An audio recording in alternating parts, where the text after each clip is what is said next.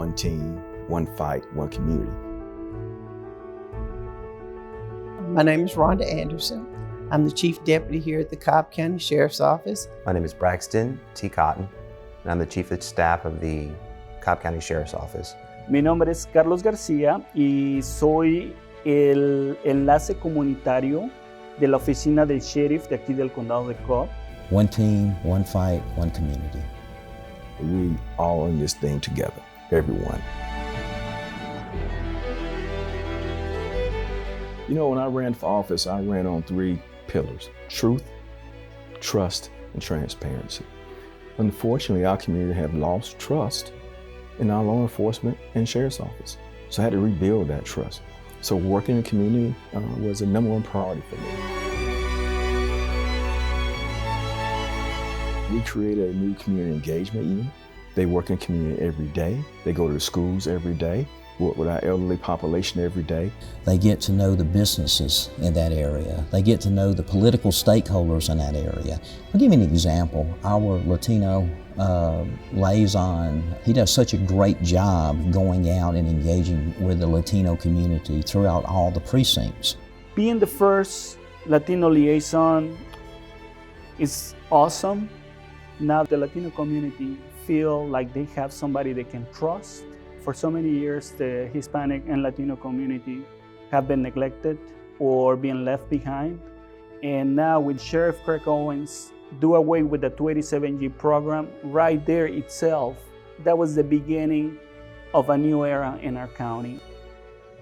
The Latino community are coming forward with more information to resolve crimes, especially if they are being victimized to, or they are victims of domestic violence, victims of fraud, or they also are victims of human trafficking. There's still a lot more work it needs to be done, but we keep providing every tool that is needed for us to succeed and for the Latino community to have us, to trust us more. We now have a new sheriff in Craig Owens, and we're seeing positive changes. One of the key changes is transparency. When we came into office, we learned that the Sheriff's Office had no in-car cameras, limited body-worn cameras, and limited tasers. All of those technologies were obsolete. We determined that we need to make significant investments and inroads to the tune of about $9.1 million on body-worn cameras, Taser 7s, and in-car cameras. It was important for the sheriff to send the message that his office will not be above the law. We will be 100% transparent, and everything we do will be available for viewing by the public. My second thing I really dove into was our infrastructure. I knew we had to improve the conditions in our detention center.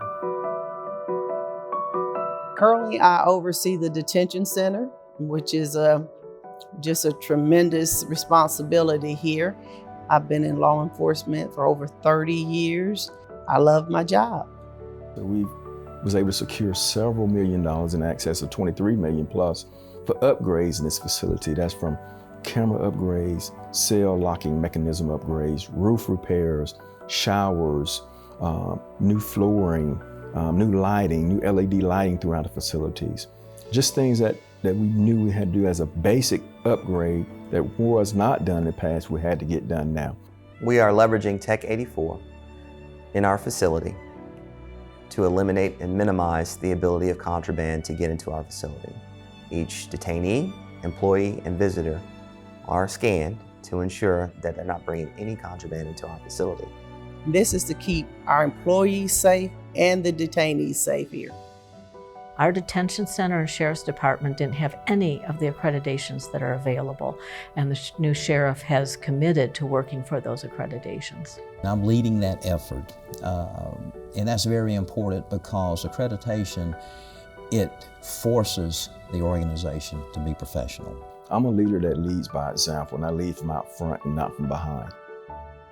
First thing I had to do is make sure we assemble the right leadership staff here for us to be successful. I want us to come off as a more professional, diverse, well-educated organization, which is, I think, that's what we're doing right now. He's implemented various training requirements at every echelon, from the beginning person all the way up to the command staff. When I started at the Cobb County Sheriff's Office 30 years ago, there were approximately 4 or 5 females employed here. Now there are hundreds of females employed here.